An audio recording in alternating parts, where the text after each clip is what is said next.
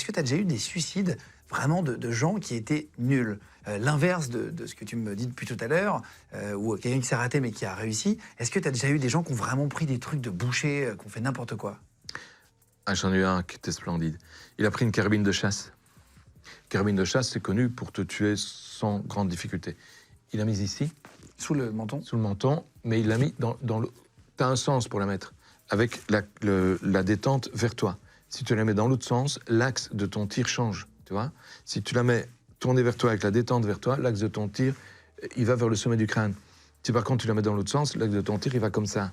C'est ce qui s'est passé. Il a tiré, il s'est arraché toute la gueule, il n'y a plus de visage, tu voyais ses dents, et il n'est pas mort. Il n'a pas remis l'arme, il n'a pas tiré le deuxième coup de feu, il a téléphoné au secours. Oui, mais avec la mâchoire en moins et la langue qui fonctionnait plus bien, au secours, il ne comprenait rien. Mais ils ont fixé le téléphone, ils sont arrivés, et on l'a tiré d'épaisseur, il n'a plus jamais voulu mourir.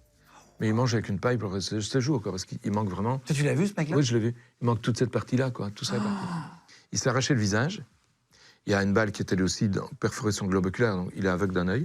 Mais pas une balle, une balette, c'est un petit morceau. C'est encore pire qu'avant. Ah oui, non, c'est pire. C'est pire et maintenant il veut vivre. C'est fou. T'avais une histoire aussi avec du matériel de jardinage. Ah oui. C'est bien dit, du matériel de jardinage. Là, j'arrive et je vois un bonhomme qui est mort à côté de son établi, dans sa, comment on appelle ça, baraque de jardin. Petit cabanon de jardin, petit atelier dans le jardin. Et il y a une machine sur la table, on va en parler après. Le cadavre est par terre, et il a une de ces découpes dans le cou. Elle va depuis la face antérieure du cou jusqu'ici, pratiquement. La tête ne tient plus, non pas par la colonne vertébrale, mais elle ne tient plus que par la peau qui recouvre la colonne vertébrale à l'arrière, quoi. Elle ne tient plus par rien. La moelle épinière est coupée, les deux carotides qui passent là, coupées, tout est coupé. Mais avec des lésions, c'est pas propre. Au couteau, t'as une belle tranche de section.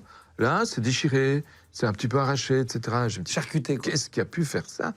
Et puis, comme d'habitude, je balade mon regard dans la pièce et je vois qu'il a installé une machine dans un étau, bien serré. Cette machine ne tourne pas. Mais c'est pas une machine électrique, c'est une machine à essence. J'essaie de la lancer, elle part plus. Je regarde le réservoir, il est vide. En fait, c'est un taille-haie. Et le gars avait lancé le taille-haie, il a descendu sa tête sur le taille-haie, puis la tête enfin, il est tombé, quoi. À un moment donné, le taille-haie a grippé. Le taille-haie a continué à tourner, il a vidé le réservoir, il s'est éteint, et quand tu arrives, tu n'y penses pas. Oh là là! Il a fallu un petit effort pour faire le rapport entre les deux. Ah oui, mais tu vois des trucs abominables. Mais ça, par exemple, ça t'empêche pas de dormir? Ah non, pas du tout.